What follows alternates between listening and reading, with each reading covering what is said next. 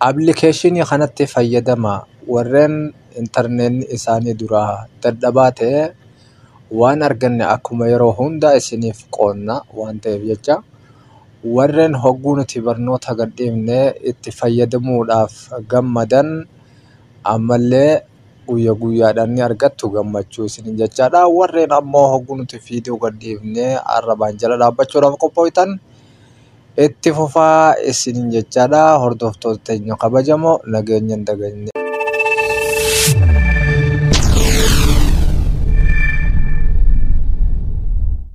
Assalamu alaikum warahmatullahi wabarakatuh. Ashamu harkafuun jirra jirtu isiniin jechaa.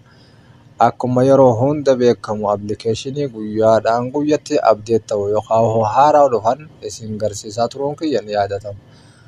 Arraas ammoo aappiin kun inni dalagamu hin dalagu admin BVN qayyuu kana waliin haa ilaallu. Amma tiktokni akkuma ilaaltanii jirtan hin hojjetu jalaatti asitti argachuu dandeessanii dalagaa hin jiru.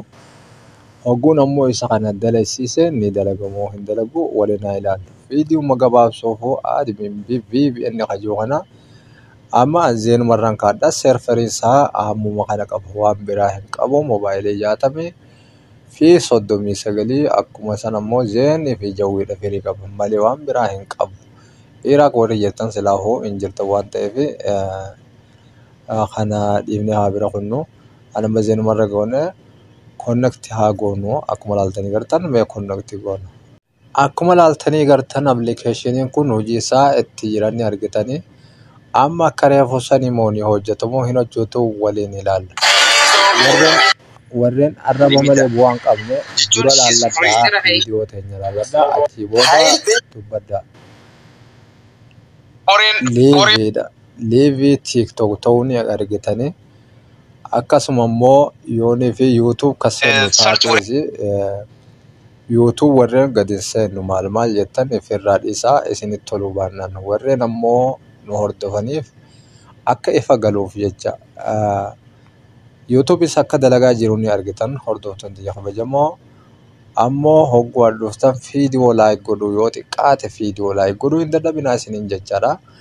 Inni kun immoo eessa argama eessa buufanna kan jiru telegiraama seentan akkuma yeroo hunda beekamu telegiraama jalattiin maxxansee jira. Walumaa galatti inni kun koodii illee hin qabu. Appilikeeshiniin kun telegiraama hogguu seentan telegiraama gadaa oroon kophaatti qaba. Admin BVN kan akirarra xumurarra jiru kana ammaaf kana kaaniin isin garsiisaa jiru. Hawlii kunillee ni hojjeta garuu amma kanaan isin garsiisaa jira.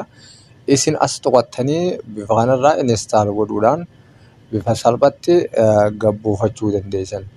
Open amma ani waan hin gabbuusee jiruuf gabbuusuu isinuma garsiisuudhaaf malee dilas natti toleeti miti. Isin amma hogguu kana gabbuufattan irratti daawwattanii connect godhuu dandeessanii. Ono akkuma kanatti amma connect ta'e kanuma gabbuufne kana amma immoo duuba deebinee isuma asii gabbuufachuu malee kun koodii illee hin qabu jechuu barbaadeeti. Hordoftoonni kabajamoo viidiyoo kana hamma xumuraatti hogguu dhageeffattanii irraa fayyadamtan laayik godhuudhaan nu jajjabeessuu hin dagatinaa isiniin jecha. Viidiyoo biraatti namoonni deebinutti nagayaan nuuf oola.